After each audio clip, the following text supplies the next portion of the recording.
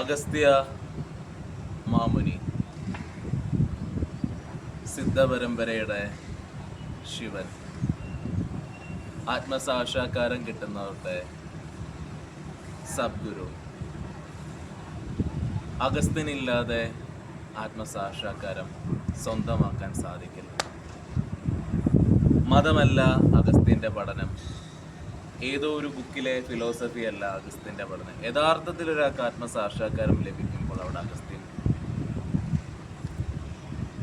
ഉള്ളിൽ ജ്ഞാന അറിവായി നമ്മളീ ജ്വലിക്കുന്നു. അഗസ്ത്യ മാമുനിയെ കുറിച്ച് പലരും ചോദിക്കും.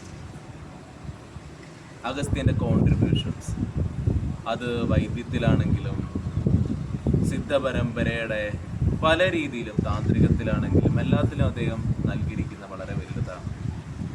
നമ്മൾ ചിന്തിക്കും, ഇതെല്ലാവരും ബുക്ക് എഴുതി, ഭഗവത്ഗീത എഴുതി, രാമായണം എഴുതി, എല്ലാം എഴുതിയിട്ടുണ്ട്. അതേപോലെ ഒന്നല്ലേ അഗസ്ത്യൻ? അല്ലല്ല. അഗസ്ത്യ മാമുനി ഇന്നും ആ അറിവായി, ആ ജ്വലിക്കുന്ന അഗസ്ത്യ പരമ്പരയുടെ രാജയോഗ വിദ്യയിലൂടെ ഒരാൾക്ക് സ്വായത്തമാക്കാന്നുള്ള കാര്യമേ ഉള്ളൂ. ഇത് ഒരു നമ്മുടെ സിദ്ധപരമ്പര മാർക്കറ്റ് ചെയ്യാറില്ല, പക്ഷെ ഒരു യാഥാർത്ഥ്യമുണ്ട്, സത്യമാണത്. അഗസ്ത്യൻ്റെ പഠനം ഉള്ളിലെ അന്തരാത്മാവിനെ തൊട്ട് അതിൻ്റെ ജ്ഞാനത്തെ ഉണർത്തുന്നതാണ്. അഗസ്ത്യൻ എവിടെയോ എഴുതി വെച്ചതോ അഗസ്ത്യൻ എവിടെയോ നിലനിന്നുകൊണ്ട് നമ്മുടെ ചെവിയിൽ ഉപദേഷ്ടാവായി നിൽക്കുന്ന ഒരു പ്രക്രിയയല്ലത്. അത് ഉള്ളിൽ ജ്വലിക്കും അറിവായിക്കൊണ്ട്. പറയുമ്പം മനസ്സിലാവില്ല എന്ന് അറിയാം, പക്ഷേ അഗസ്ത്യൻ സിദ്ധപരമ്പരയുടെ ദൈവമാണ്.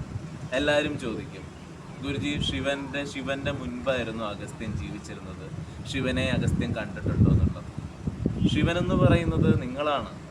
ശിവൻ ഇവിടെ ബോധമില്ലാതിരിക്കുന്നു, ശിവൻ ഉറക്കത്തിലാണ്. അഗസ്ത്യനാവുന്ന സദ്ഗുരു ശക്തി നൽകുമ്പോൾ ഉള്ളിലെ ബോധം ഉണരുന്നു.